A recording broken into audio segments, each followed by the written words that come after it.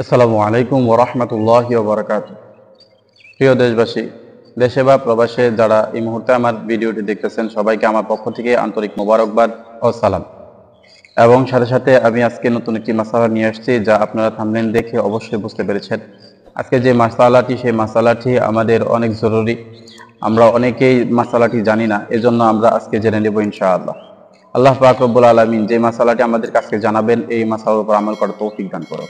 আজকে যে মাসালাটি সেটি হলো, আমরা যে আমাদের গোসলখানা আছে, যে হাম্মাম আছে বা যে গোসলখানা আছে, এটা যদি বেষ্টিত হয়, চতুর্দিক দিয়া যদি অবরুদ্ধ হয় বা চতুর্দিকে দেয়াল থাকে বা চতুর্দিক দিয়ে টিন দিয়া হোক বা পাকা হোক, আমরা যদি চতুর্দিক দিয়া দেওয়াল দেওয়া থাকে বা ভালো সিকিউরিটি থাকে, এর ভিতরে কেউ প্রবেশ করবে না, তখন আমরা সেখানে আমরা একেবারে উলঙ্গ হয়ে বা একেবারে কাপড়হীন আমরা গোসল করতে পারবো কিনা, শরীয়ত সম্মত কিনা বা শরীয়তে এর বিরুদ্ধে কোনো কেলোকাল আছে কিনা, আজকে জেনে নেব ইনশাআল্লাহ। আজকে যে মাসালাটি, সেই মাসালাটি হলো আমাদের অত্যন্ত গুরুত্বপূর্ণ। এই জন্য আবারও বলতেছি, যারা অমনোযোগ সহকারে শুনতেছেন, প্লিজ একটু মনোযোগ সহকারে শুনুন। আমরা যে মাসালাটি আজকে বর্ণনা করতে যাচ্ছি সেটি হলো ফতোয়ায়ে উসমানিয়ার মধ্যে 315 নম্বর পৃষ্ঠার মধ্যে এই মাসালাটি উল্লেখ আছে। এবং মুফতি তাকি উসমানী সাহাব দামাত বারকাতুহুম তিনি খুব সুন্দরভাবে এর আলোচনা করেছেন।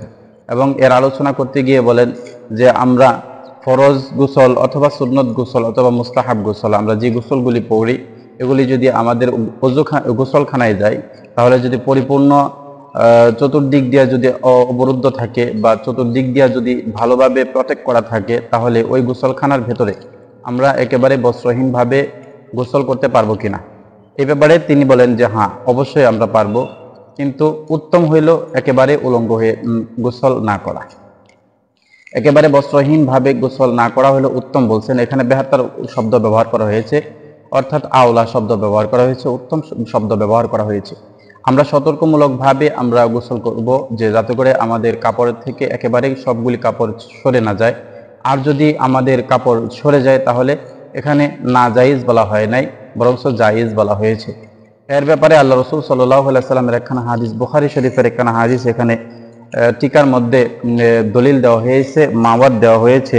যে হাদিসটি বুখারী শরীফের মধ্যে আসছেন, বুখারী শরীফের প্রথম খণ্ড 42 নম্বর পৃষ্ঠার মধ্যে হাদিসটি আসছে, যে আম্মা জানা আয়েশা সিদ্দিকা রাদিয়াল্লাহু তাআলা আনহা থেকে হাদিসটি বর্ণনা করে তিনি এখানে দলিল দিয়েছেন। অতএব আমরা চেষ্টা করব যে আমরা যে গোসলখানাতে গোসল করব, সেই গোসলখানায় যাতে করে আমরা একেবারে বস্ত্রহীন না হই, সতর্কতামূলকভাবে গোসল করব। আর যদি কেউ বস্ত্রহীনভাবে গোসল করতে চায়, তাহলে সেটা জায়েজ আছে।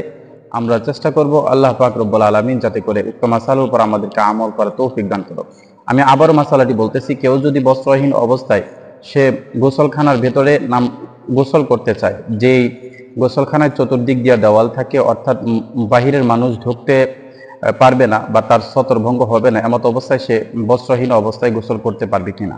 ফতোয়া উসমানীর মধ্যে বলছেন যে হ্যাঁ, ঠিক আছে, জায়েজ আছে, সেখানে সে ওই এমত অবস্থায় গোসল করতে পারবে। তো ইনশাআল্লাহ আমরা মাসালাটা বুঝলাম যে আমরা বিবস্ত্র অবস্থায় যদি গোসলখানার ভেতরে গোসল করতে চাই, তাহলে আমরা পারবো, জায়েজ আছে। তবে উত্তম হলো যে আমরা এরকমটা করব না, যে কোনো একটা কাপড় শরীরে রেখে আমরা গোসল করার চেষ্টা করব। আল্লাহ পাক রব্বুল আলামিন আমাদেরকে উক্ত মাসালার উপর আমল করার তৌফিক দান করুক। আবার আপনাদের কাছ থেকে বিদায় নিতেছি, মা আসসালাম। সবাই সুন্দর থাকবেন, ভালো থাকবেন। আসসালামু আলাইকুম ওয়া রাহমাতুল্লাহি ওয়া বারাকাতুহু।